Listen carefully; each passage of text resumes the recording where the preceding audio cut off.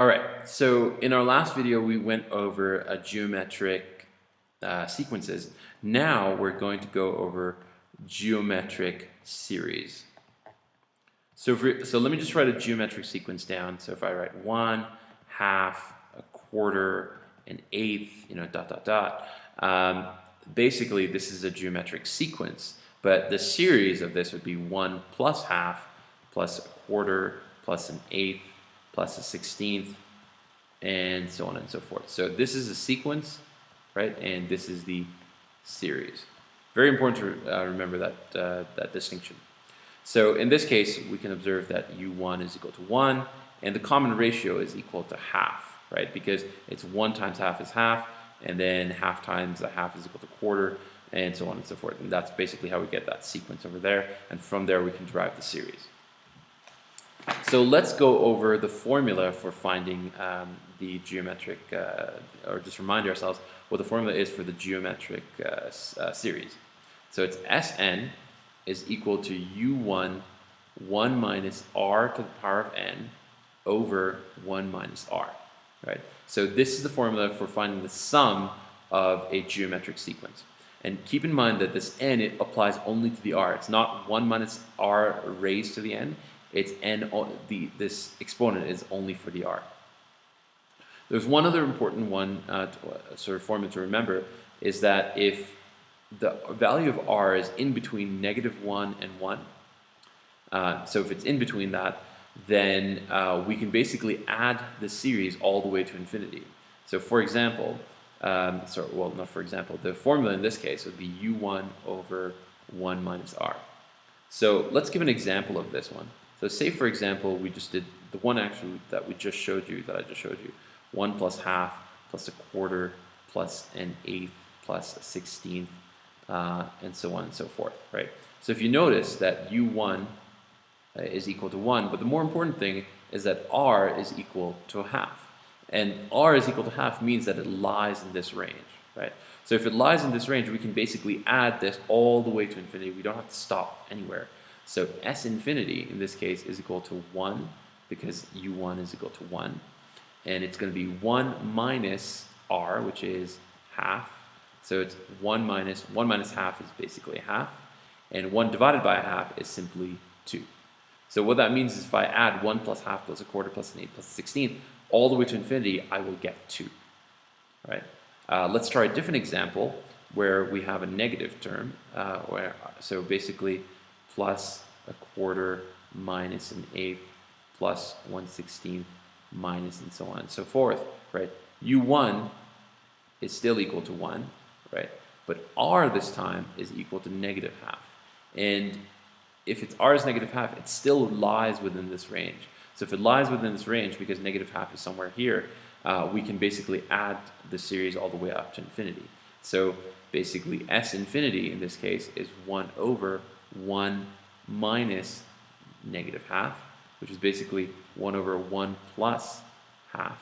So it's 1 over 3 over 2, which, if you check that out, is actually 2/3. So if we add this all the way to infinity, we're going to get 2/3. Okay, so let's go over a couple of examples of series and how we can sort of apply them for regular questions and things like that. So let's just say we have the third term of a geometric sequence, which is 32, and we have the seventh term of a geometric sequence, which is 8192. Okay, and you have to be told that it's a geometric sequence. So you have to be told that it's a geometric sequence. It's very, very important. Okay, so the question is, find S10. Okay, so if you remember the geometric sequence, series formula, S10 is equal to, or S1 is equal to u1 1 minus r to the power of n over 1 minus r. The only thing that we know for S10 is we know n, right? Because we're just pretty much given that. But we don't know u1 and we don't know r.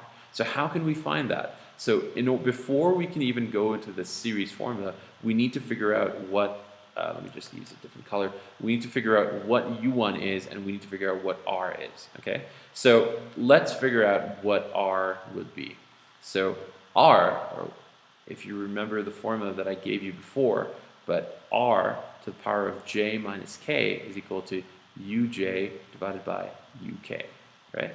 So in this case, if we use these numbers, for example, so it's r to the power of 7, right, minus 3 is equal to u7, so it's going to be u7 over u3, which is 8192 divided by 32, which is equal to 256. I've done this calculation beforehand, so that's how I know. So it's r to the power of 4 is equal to 256. So if r to the power of 4 is equal to 256, how do you get r?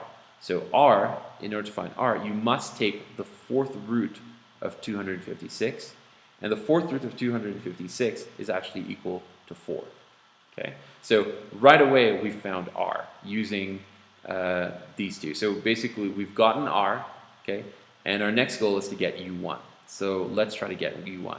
And in order to get u1, we need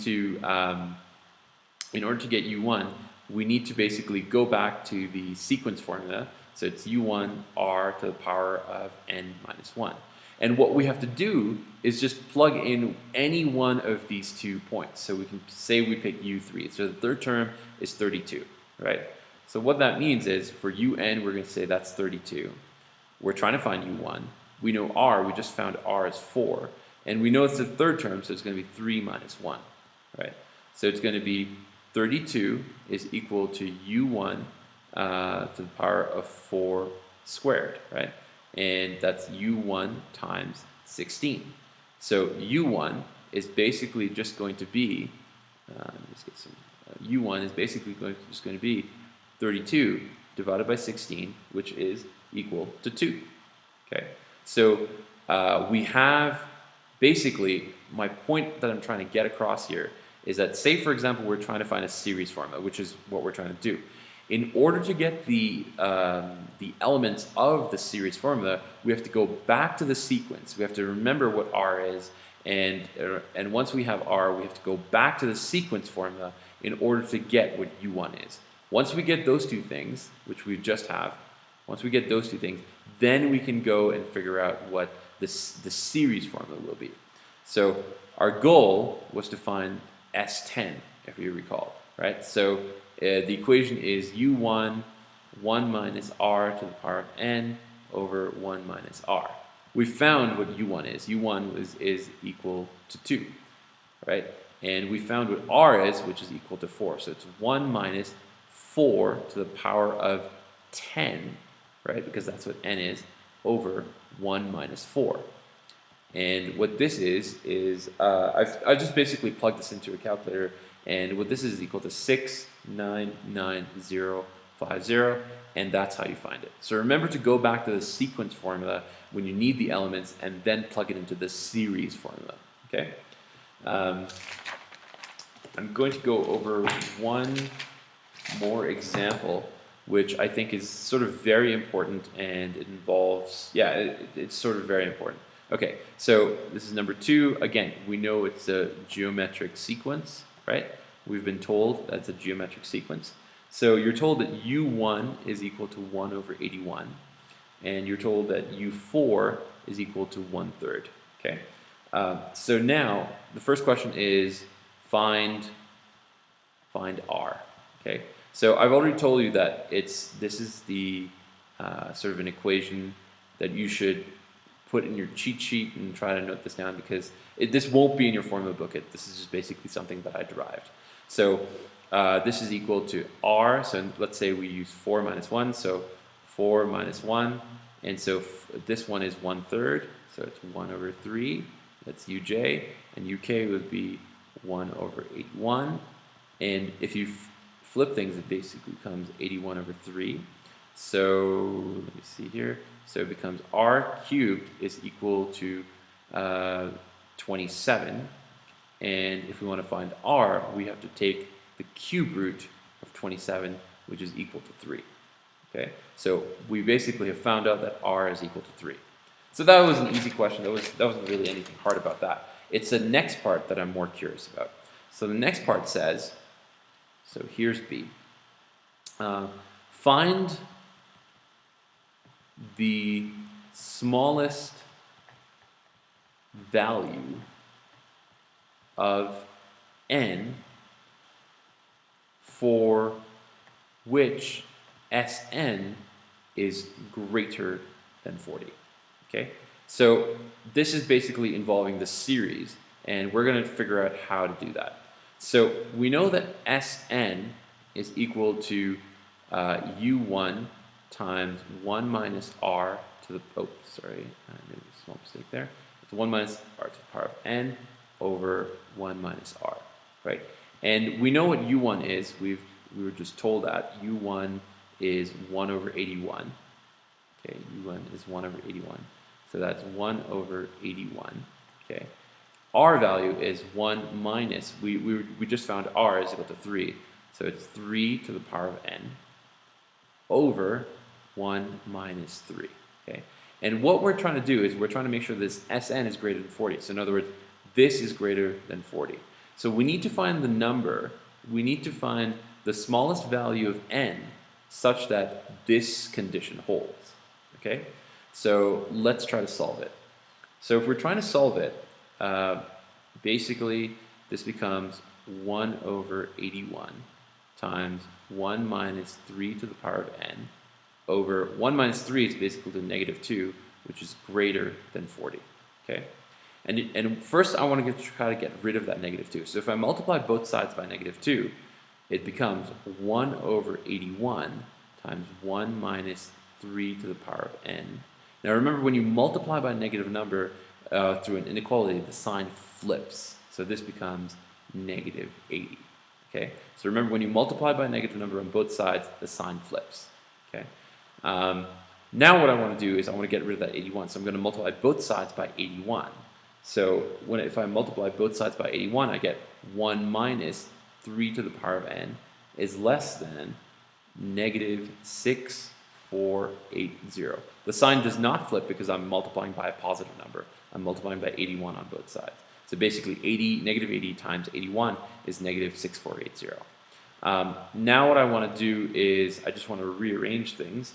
So basically, well, I can add or subtract 1 to both sides. So basically it becomes negative 6481 because I've just subtracted from both sides. And if I divide by negative 1, then this becomes 3 to the power of n is greater than 6481. Okay, so now we are trying to solve for the n. So if we want to bring that down, remember we have to use logarithms in this case. So we use log or ln 3n is greater than ln 6481. Okay, we can bring the n down. So n ln 3 is greater than ln 6481, and finally n is greater than ln 6481 divided by ln 3, so which means that n is greater than, let me just get this here, n is greater than 7, you just have to plug that into your calculator, 7.98, right? So the smallest value, obviously it can't be 7, the smallest value has to be 8. So n is the smallest value. So in other words, if we have at least 8 terms, if we have at least 8 terms, then we get Sn is greater than 40. Sorry, my screen just froze up. So, but basically what happens, well, what I basically wrote was we were trying to find that Sn is greater than 40, and what we found was n equals 8. So what that means is that if we have at least 8 terms, then that's the minimum number that we can get the sum of all the terms to be greater than 40. And that's basically it. That was just the last example that I wanted to show you. And that's it for geometric sequences and series. And now we can just move right into the problem set. All right, see you in class. Bye.